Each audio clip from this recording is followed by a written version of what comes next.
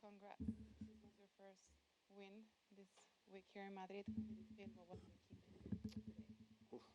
Yeah, I was practicing well before the match. So match and practice are different stories. So tiny bit stressed to try to show the game I showed in practice in the match. And I managed to do it, played aggressive, played well, happy with my level and looking forward to next matches. Hey, Daniil. How tricky has this been waiting all the way until Sunday to get your first match? Obviously, you had a walkover and stuff, but like, is that difficult to manage to hang around all this time? Honestly, I mean, I don't know for other players. For me, not at all. I mean, you get lucky a little bit in a way to go into the next round. Maybe some players prefer to play the match to get into the rhythm, but you know, Laszlo is a tricky opponent, so unfortunate for him, and I would prefer to play. But when it happens, you know, you're into the next round. You have one match less to win the tournament. It's also a positive thing. And again, I just continue to practice even the day that this happened, because he retired kind of like 1-2 hours before the match. I went on the practice court, practiced again, and you know, it's didn't feel strange. So happy that I managed to play well today. Hey Daniil, I'm writing a piece about drop shots, and a couple of years ago you talked about how after you lost to Alcaraz in Indian Wells, suddenly everyone was hitting drop shots against you. I'm curious, like, what was that like when you realized that people thought that was a tactic against you? And separately, just how important are drop shots in the game, and is it possible to overplay them? Yeah, I mean, I think drop shots are very important. I do use them sometimes. I'm definitely not the best touch on tour, but I do use drop shots sometimes. And again, for me, it's just about, yeah, the touch you have.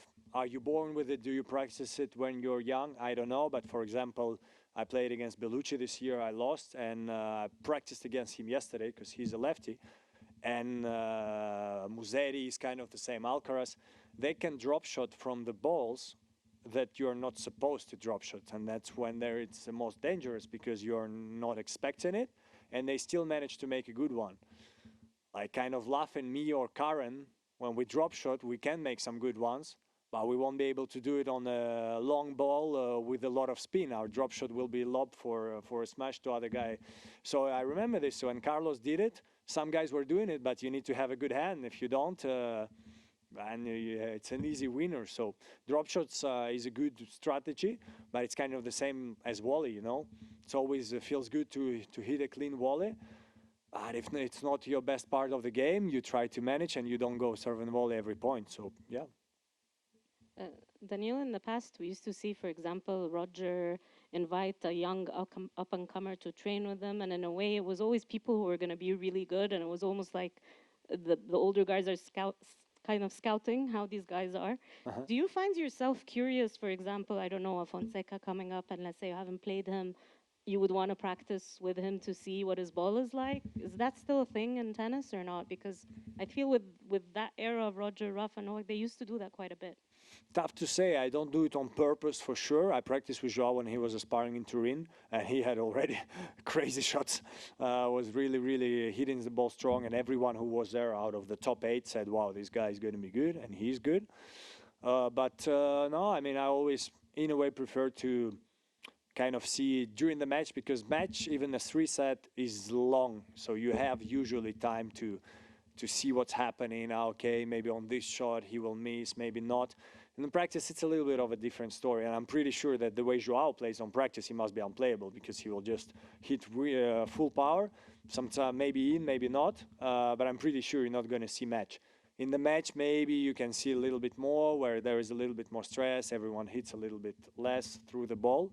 So I don't do it on purpose, but you know, sometimes in the academy where I practice, or in Monte Carlo, we play against young guys who can be at the top someday. Hi Daniil, congratulations today. Thanks. You play Nakashima next. Yeah, just your thoughts on his game. I think you played once before in Indian Wells. What does he do well? Yeah, how do you think that kind of match up? Yeah, it was long ago, and Indian Wells is kind of 2 times slower than here, so a bit different. But he improved very well, I think, especially kind of starting last year, I would say second part of the season, playing well, a lot of great wins. I think he has a very good serve from what I'm seeing. And kind of didn't practice with him, didn't play with him since long time. So going to be interesting. I just hope that I can show exactly what I showed today, and then it's going to be tough to beat me. Daniil, congrats. Just a general one. We see golf and Formula One doing these documentaries year on year, and Carlos has won this week, following players. I know you didn't love Breakpoint the first time around, but I just wonder how you'd look at it now if they came to you and sort of wanted to follow you behind the scenes at a week like this. I mean, I saw, for example, how Carlos won was done, and then it's cameras all over you, all over the day. That's not me. That's just, I mean, I get, like, when I'm on courts, I try to sign a lot of autographs. When I'm, let's say, even if you're in the official hotel, so you're not on your holiday, a lot of people like camp outside the hotels, and it's fine. I sign, I take pictures. But like when I'm having dinner, when I'm with my family, I don't. I sometimes can be, it's not rude, but people are like, oh, let's take a photo. When I'm eating dinner, I'm like, no, yeah, after dinner, it's okay. And so I'm pretty, I can be pretty rude with my personal space. And if I give it to the documentary, I'm going to get nuts. Like, because especially when you give your permission to them, they want more. They want to film your daughters. They want to film your wife. They want to ask them questions. They want to ask you more about your personal life. And I remember I saw an interview of Jack Harlow, and he said that people around you, not your friends, like fans and everyone, they want to know everything about you. They want to know who you date, what you have for dinner, if you take your shower for 5 or 15 minutes. But you need to keep something for yourself, otherwise they take all your life away. So that's why I will probably never do a documentary, but let's see. I never say never. To me, it feels like one of the big developments in men's tennis over the past, let's say, 25 years is what you do when you're on the run, when you're in the corners and at full stretch. I'm curious, how important is it to kind of have quality when you're at full stretch now? And does it feel like the line between defense and attack has blurred because everyone can attack from all positions in the court?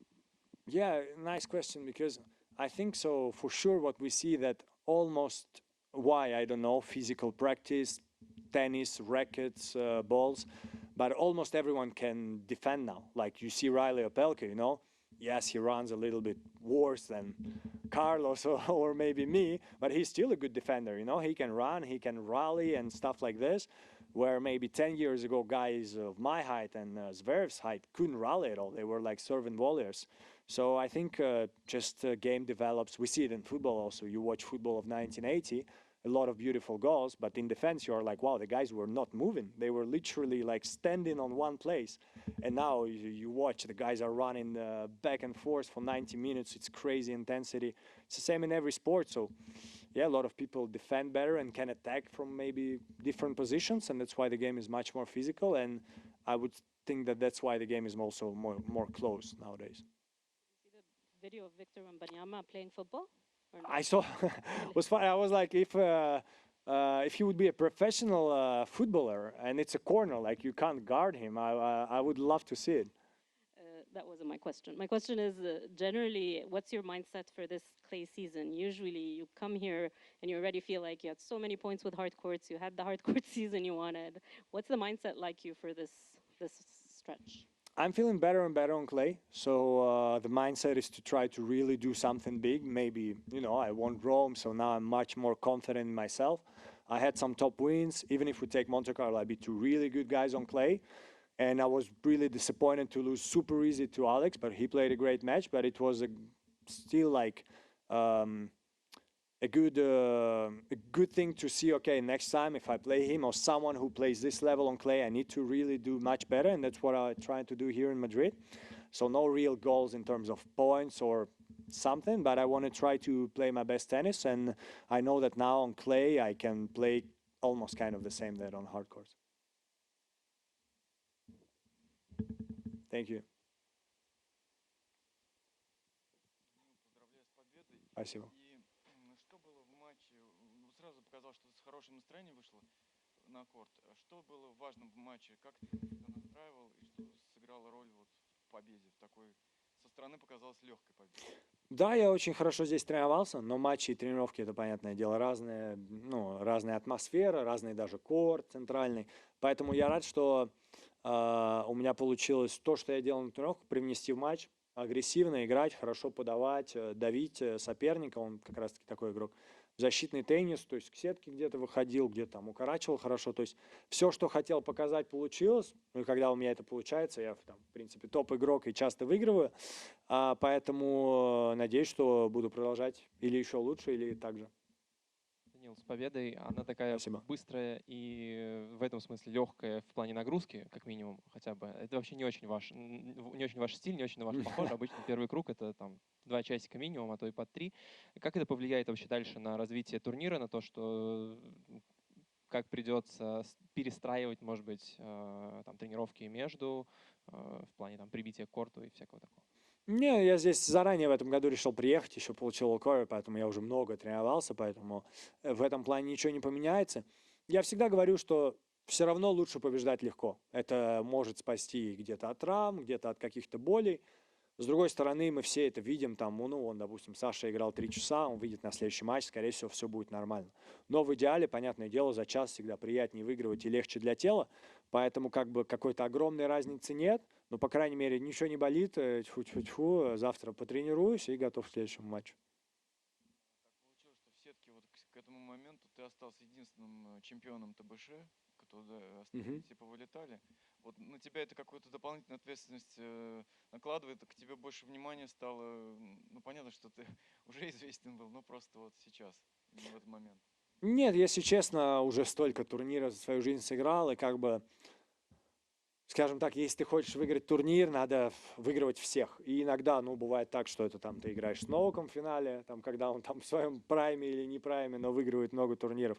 Иногда ты играешь с Рафой, иногда, может, там, с кем-то другим. И если говорить, скажем так, по предматчевые расклады, то, может, это как бы что-то меняет, но все равно это матч за матчем. Каждый матч нужно играть хорошо. Часто ты можешь проиграть и людям там не из топ-50, можешь проиграть и там первому в мире, поэтому сетка, наверное, действительно может чуть больше открыта, чем когда-то на других турнирах, но каждый матч имеет значение, и нужно просто играть хорошо, и тогда будут шансы победить. Показалось, да, по поводу агрессии и того, что вообще получилось показать сегодня в матче, показалось, что, ну, кроме того, что просто получалось, еще кайфовали как будто бы от того, что получается, не просто вот механически это сделали, а прям с такой энергией дополнительной от этого, насколько ощущение такое внутри было действительно. Если честно, во время матча тяжело сказать, потому что ты как бы сконцентрирован. То есть, да, я чувствовал, что действительно круто играю, но был один момент во втором сете, у него был брейкпоинт, чтобы вернуться 3-3, но это нормально на грунте бывает. Поэтому как бы, то есть была полная концентрация, и, может быть, в последнем гейме двойной брейк, и я еще там пару хороших розыгрышей провел, там уже, может, вот немножко было это состояние, что действительно я провел там крутой матч. А так это больше после матча, уже зашел в раздевалку, начинаешь как бы вспоминать матч, и такой, да, действительно был крутой матч, поэтому еще раз надеюсь, что буду также продолжать агрессивно, хорошо играть, и тогда будет много кайфа. Джокович, он как раз тут на пресс-конференции говорил о том, что, учитывая ваши хорошие отношения, что когда он закончит карьеру, если закончит, то он готов, если раньше закончит, готов стать твоим помощником, там, тренером, каким-то ментором. Ну, в общем, как ты к этому относишься, как ты вообще с ним поддерживаешь дружеские отношения? Я думаю, на самом деле, Новак, он в этом плане, он действительно всегда помогал молодым игрокам. Я не думаю, что я один, которому он готов помочь. Я вот слышал, там в Австралии это было, что Саша сказал, что он ему там уже обещал там что-то год после карьеры быть его тренером, поэтому я думаю, на самом деле не факт, что он готов быть тренером, а вот так как бы давать свои советы и свой опыт передавать каким-то своим друзьям, может, кто ему чуть ближе в туре. Поэтому, если будет такая возможность, то я с удовольствием, но я ни в коем случае, скажем так, не делаю этого во время его карьеры, потому что это может поставить даже в неправильное положение, потому что, может, ему будет там неудобно отказать, но он же не будет свои секреты раскрывать. Поэтому, если закончит свою карьеру, посмотрим, о чем там можно будет с ним поговорить. Спасибо.